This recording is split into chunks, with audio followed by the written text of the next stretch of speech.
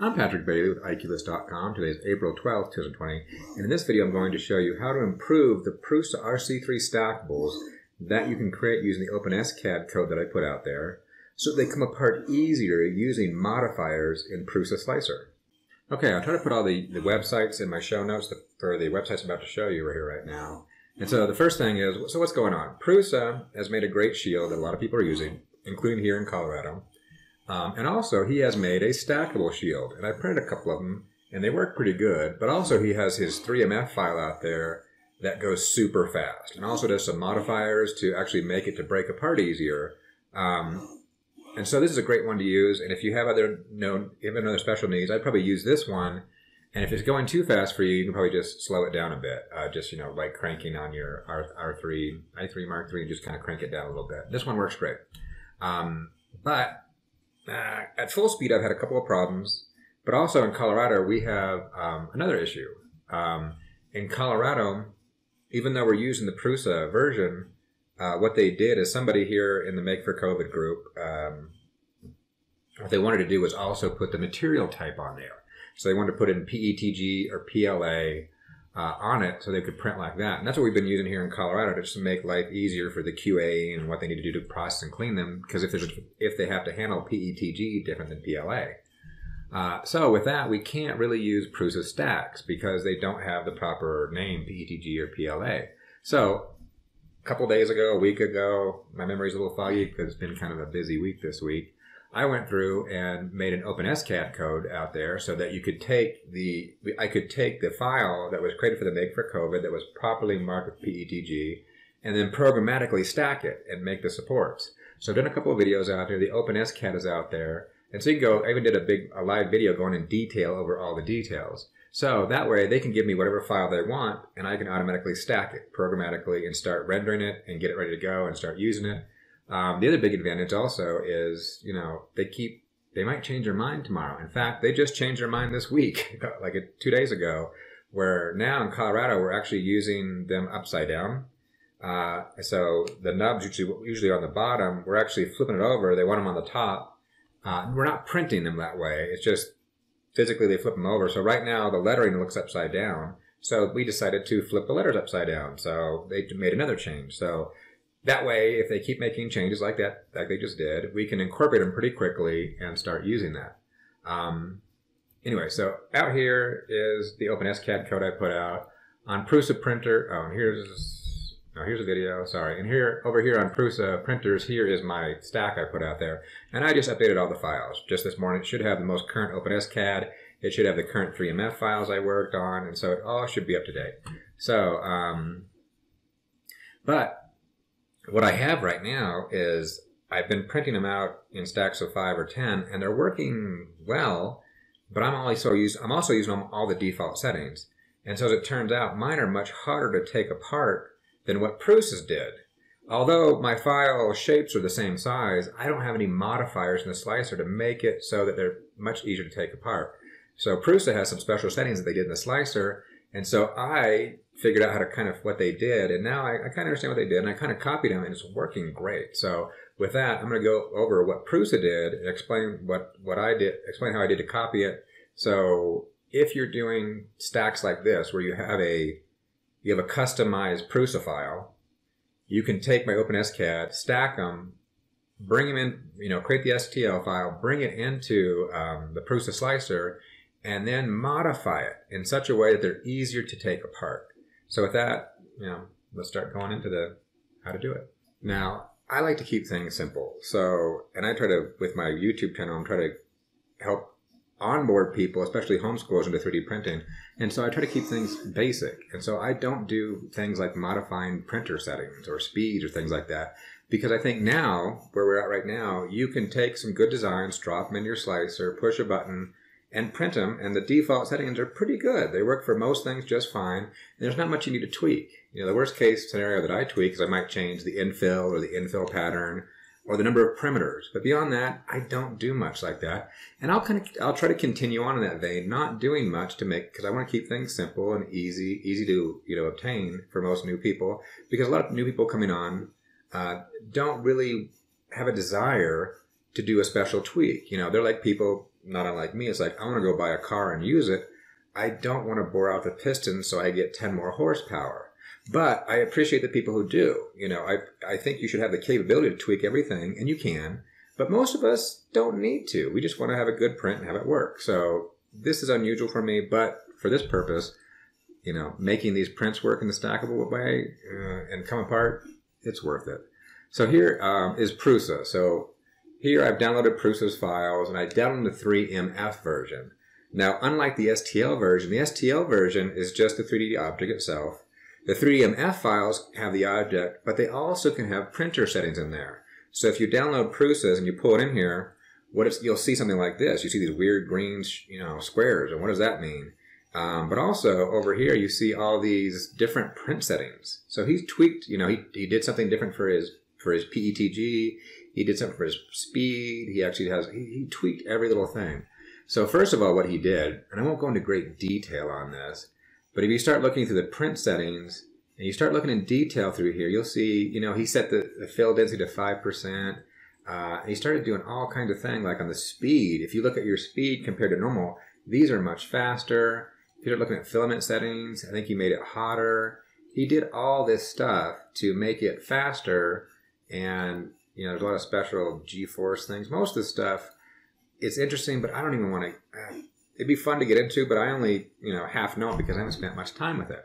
So first of all, he did the printer settings so it goes really fast. In fact, it's noisy and it goes super fast. And I've had mixed success with it. So it works pretty well, but usually I would tone it down. Like I would run it 75%, and that was pretty good. Your prints are going to go slower, but you're going to have more success. So in fact, what I did at first is I kind of copied what he did here onto mine, but I had problems. It got like 3 high, and then the filament kind of tore off, and it was going too fast, and then I didn't get anything else done in the middle of the night because the filament broke, because it was just going too fast. So with what I'm going to do, I sped things up a little bit, so I'm faster than normal, but I'm about 3/4 the speed of what he's doing. But then beyond that, so they're just that generic, he sped things up. Then the next thing he did is these green modifiers. So what he can do is you can come over here and you can make modifiers. And so right here I clicked on this, and you can see it's highlighted this one. And if I look at that, that's just a shape. So here, down here is define the shape, and it's 0.5, and in this case, this is a 0.25 layer height. And so that represents 2 layers. And so what this is, it's a modifier, so you can make a shape modifier. And what it says, hey, everything that's a union of where I'm at, change the print settings that I set. And in this case, he set an extrusion and a speed. So here, you can see, and you don't need to go understand all this. I understand a little bit, but I just copied and pasted. So he says, hey, for the infill, go 60 millimeters per second. For the bridges, go 20, versus what the regular speed is. And that way it gets a much nicer finish right here, and it makes it more break-apartable, big time. He also tweaked these, and again, I don't know every little detail about what these mean, and I don't really need to learn it right now, but I know that's what he did, and he knows what he's doing. And if I zoom in right here, what you will see on his is the layer in between. You can see this little cylinder. So this is not on the layer in between. What it is the first 2 layers of every new headband. So it says, hey, on every new headband, for the first 2 layers, slow it down and do this, and that'll make it more easy to break apart. So there's that. Now, so basically what he has done is the default settings for print speed, go super fast. Then modify these layers to slow down so it makes it more easily break-apartable. But then he also has another thing. Because he did a 5% infill, which is enough for most things, but in a couple areas it's not. What you'll notice here, if you start going through his details, let me see if I can I even find it here? Okay. Okay, I'll have to show it on mine because I'm not straight on this. What he's also done, and it's easier to show it on mine, is right about here. Right about here. There's not enough infill, because 5%. So he actually added a cylinder modifier that says, hey, in this one area, do 100% infill. So that's what I'm going to do. So now, let's go kind of show what's going on. So I'm going to take a basic one of mine. So this is what I'm doing right now. You can see the lettering's upside down, because that's what we're doing here in Colorado. So this is just my 10 stack. Now if I slice it, it'll be interesting. We'll show you the speed. And then we'll see how much we can improve the speed. And I've had this work last night. It ran wonderfully, and we'll go over the speed and show that.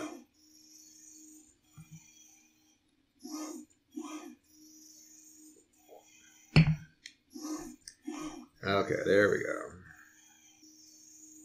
go. Okay, so we can see this is going to take 2 days, 2 hours, and 58 minutes. And we're going to make some improvements on that. But let's go back. So the first thing we'll do is we won't tweak the default settings yet. But what I will do is I will add in these modifier layers. So what I can do is I can right click on my shape and say add a modifier. And I'll say add a box. So I'll add a box right here.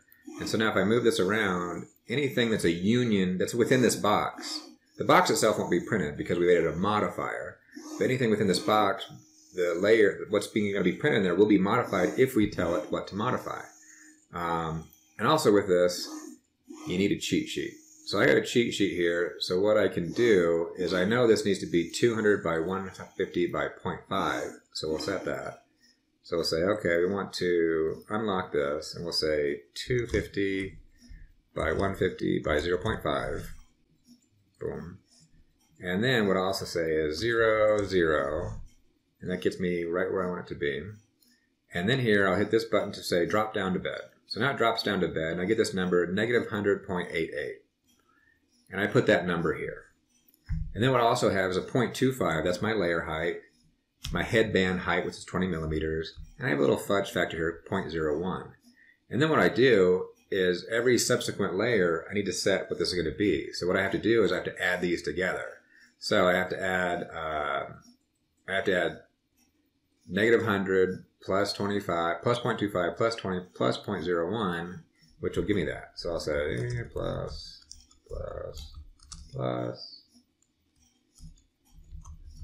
there. Well, that gives us negative 80.62, which is what we have right here. And then from that number, we just have to keep adding those numbers together. So we keep, increment it by the height right there. So we keep going down that number. I just did this cheat sheet to help me based on how many, the size I do. So I know that's going to be like that. So I change that to negative 80.62 is my number. And now if I look at it, it should be getting those 2 layers there, but not the layer in between. That's the important factor. So it is.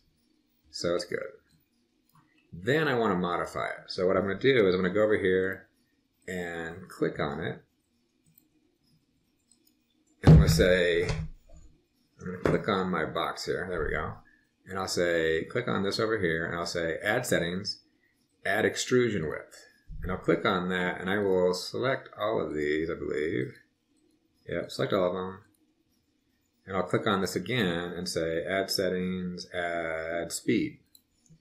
And here I'll click on almost all of them. I won't click on the gap fill, and I won't click on the top solid infill. And again, this is me being fairly ignorant. I'm just copying what Prusa did. And I'll go through and change the numbers. So I'll say 0.45, I guess that stays the same. 0.5, 0.45, 0.5, 0.4. So those are Prusa's settings. And the bridges, 20, 40, 60,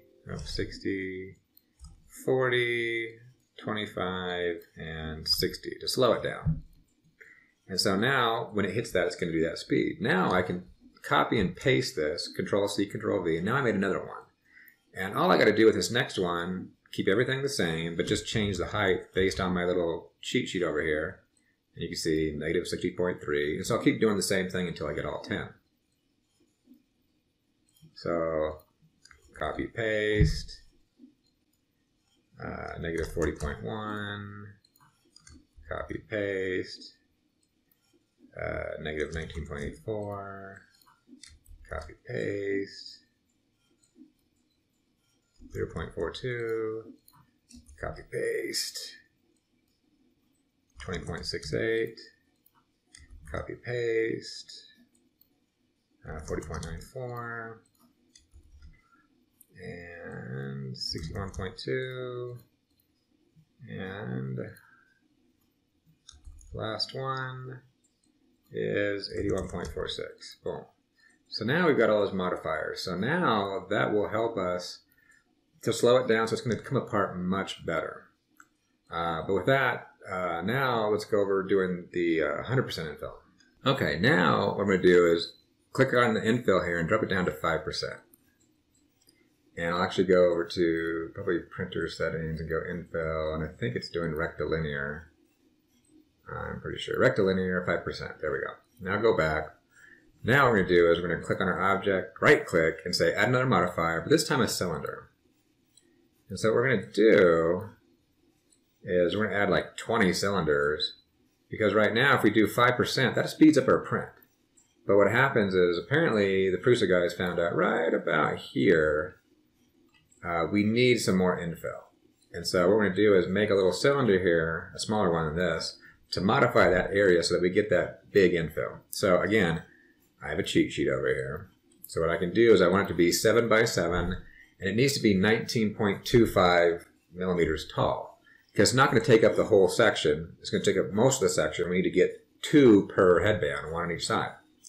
So we'll click on this and we'll say, okay, we'll make it 7 by 7 by 19.25. And then what we want is negative 69.32 and negative 34.75. And then we'll say go to the bottom of the bed, which is negative 91.5. And then we go up here and enter that value in, which I've already done before, but that value actually changes if you're doing a 5 stack or a 10 stack, so you need to put that number in so you can do the calculation. So now we know this should be 91.25, and the next one will be negative 71.24, etc. And the one in the same bed will basically be in the same location, but rather than a negative 69, it'll be a positive 69. So now, if we look at that, we can see that guy is right there. You can see that little green over there. And so that is going to modify that spot so that it gets 100% infill, or that's the plan. Oops, don't move that. So what I'm going to do now is I'm going to click on that and click there and just say infill. Oh, no, add settings, infill. And we'll say fill density and fill pattern. Boom. And we'll say 100%.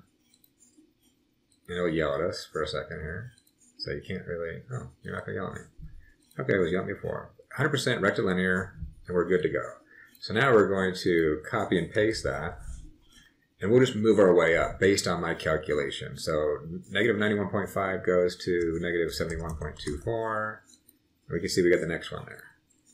Now we don't want the cylinder going all the way through, because then we'd have this giant solid piece that would make it hard to break apart. We just want it right in the band itself. Okay, so negative 50.98 and negative 30.72. Copy paste. Negative 10.46. Copy paste. 9.8. You can see we're just working our way up. Copy paste, and 30.06,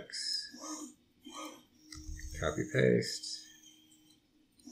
50.32, 32, and 70.58, copy paste, and 90.84, and there we go, we're good on that one side. So now I'll copy and paste this one, and we'll do the same thing. But now we're going to do a positive 69, and then we'll drop it to the bed. And then we'll see, yeah, see it shows up right over there on the other side. And the same thing, we'll just work our way up based on the calculations.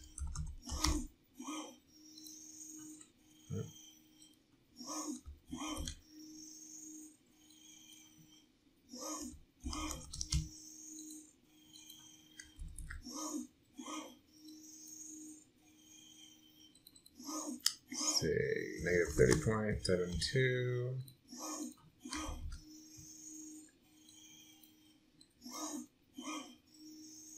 negative 10.46.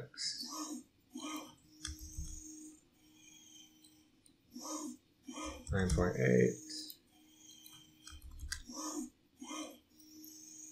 30.06. 50.32. And 70.58. And nearly done. And 90.84. Boom. So there we go. So now we've got all that setting. And if we don't want to do anything else, we don't want to speed it up, this is all we got to do. So now we just say slice now. And this, in theory, is going to be probably a little faster than our 2 days and 2 hours.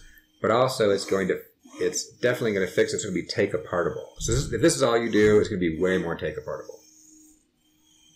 There we go. 2 days, 3 hours. Okay, so we made it worse. 9 minutes. You know, because we slowed down on those layers. That makes sense. We're a little slower. But we can go faster than this. So next, let me go tweak the default settings.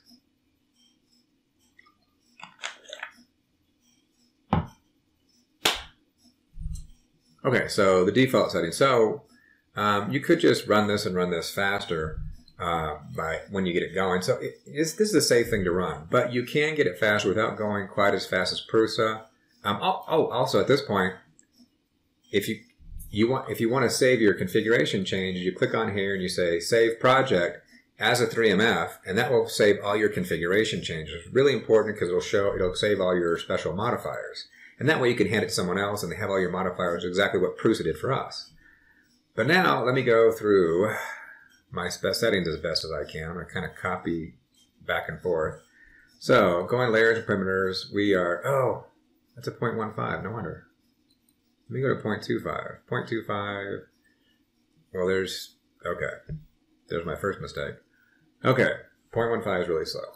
So what we're going to do is we're going to go to 0.25, and the first layer height's 0.2, and then solid layer, let's see, 2 minimum, we change this to 3, we change this to 3, minimum shelf thickness is 0 and 0 for this modification that I did. And then, again, I'm copying Prusa, but I'm toning things down.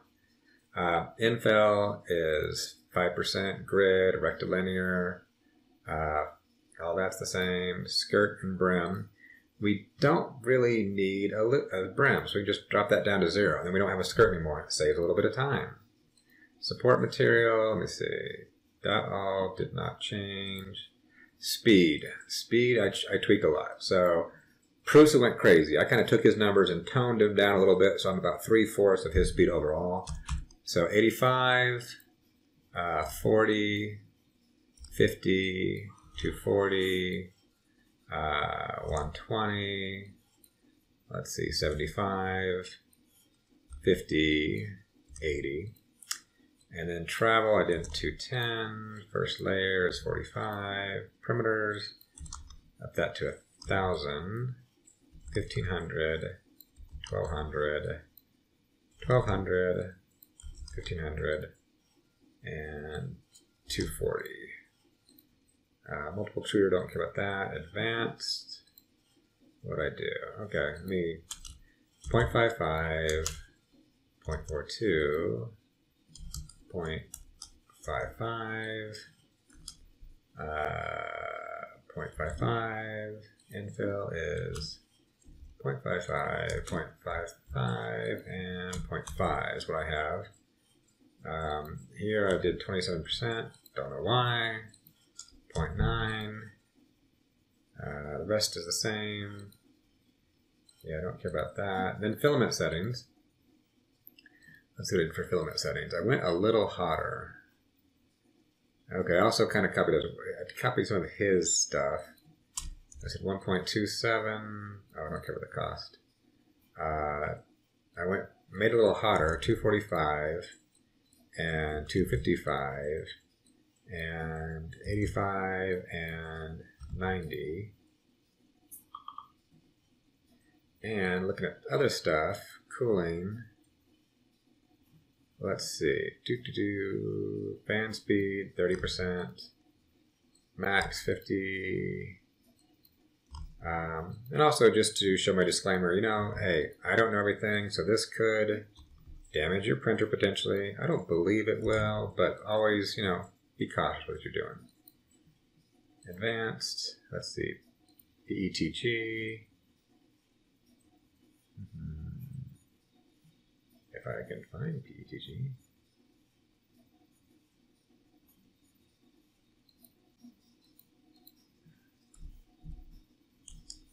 PETG. Oh, I just made that. PETG. We'll just do that. 8 millimeters per second. 15, 3, 2800, 90. Okay, that's all the same. Custom G code, notes, dependencies. Let's see. Oh, that's good. Printer settings. Let's see what I did here. General 210. Yeah, that's fine. Octoprint. That's fine. Custom G code. Machine limits. This is where I upped it, but I'm not as crazy as Prusa. So I did 350, 350, 12, 120, 1750, 1750, 500, 7500, 1350, 1350, 5, 5, 0.2, 2.5, 0, 0, there we go, extruder, let's see what I did here, 0.4, 0.8, 0.6, 35, 1, no changes, okay, so that's what I did, so now I've got all these tweaks. Now that you've modified them though, you might want to save them. I did, so once you have this, you might click on here and save everyone. So I'll just say, let me cancel this. So this is a 0.25 layer, I might call it, I'll call it 0.25 video. You know, 0.25 video, which makes it easier for me to use for other things. And I'll say PETG video, and I'll say PETG video. I'll say I3 MK3 video, right? And so now it's a little easier to use these next time if I want to use it for something else. But if I save this 3MF file, it will save all those settings, which is nice. I can hand them to someone else. They get the same thing. So now we'll slice. And we should get a better speed out of this. And there we go, 19 hours and 35 minutes. So much better speed without going, if I use Prusa settings, it would be much faster. But for me, his are just too fast. I know I've said that 5 times, but they're too fast for my settings. So next, let me quickly go over the numbers. I didn't have the time to make a time-lapse video, but I have some still shots here. Also, I reset my electrical use at about 20%, so I did a calculation to roughly get what the electrical use would be. So with that, let me go over the numbers. So to print the 10 stack I printed, it took 19 hours and 50 minutes. It took 25 cents with electricity, and it weighs 412 grams. And at $20 per kilogram, that comes out to $8.25, $8.24 worth of material, for a total cost of $8.49. And that comes out to 85 cents per shield, which is less than what I was doing before because he has a lower infill. And also it roughly takes about 2 hours per print. And let me zoom in here just to show one more thing. You can see, you know, there's my 100% infill right there, that little spot. You can see down there, they get all 100% infill, which is really cool.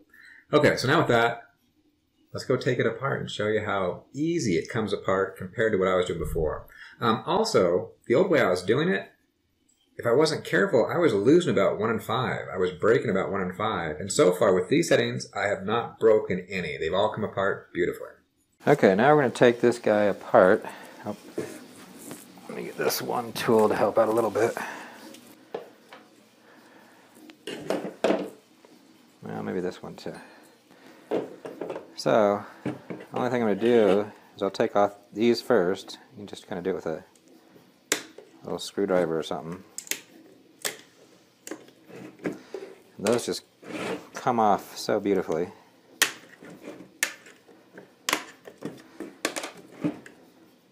But those weren't a problem before.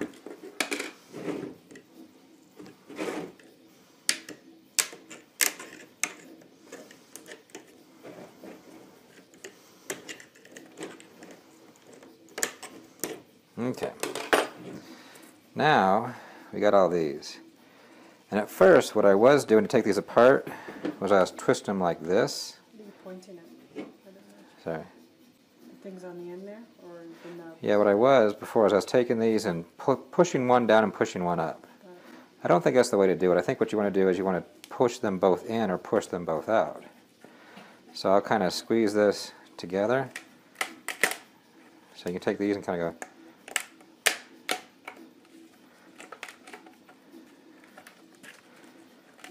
And you got time. You don't need to be all crazy about it. So, but you can see this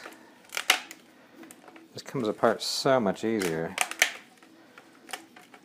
with the settings than without the settings.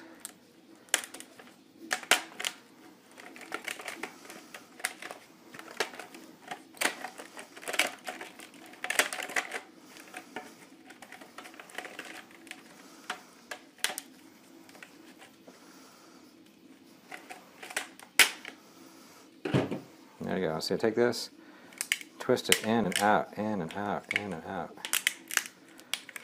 That's the way to do it. And it just comes apart so much easier.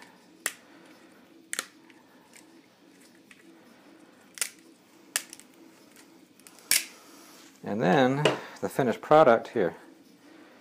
If you look at this, it doesn't look too bad. Put it against the table and get foggy against the floor. Can you go all the way on the table? Got it.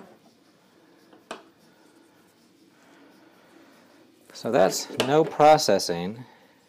If you look at the other layer, no processing.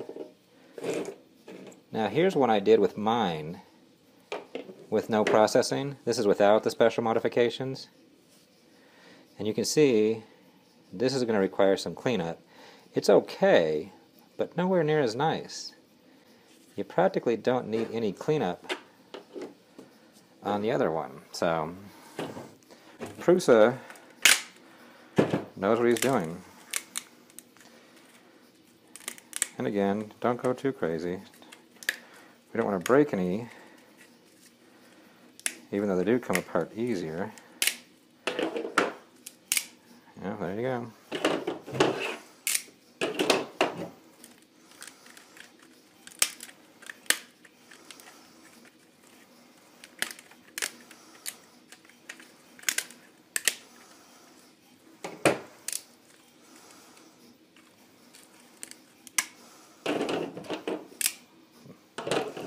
Done, and none broken. So those simple modifiers make a huge difference.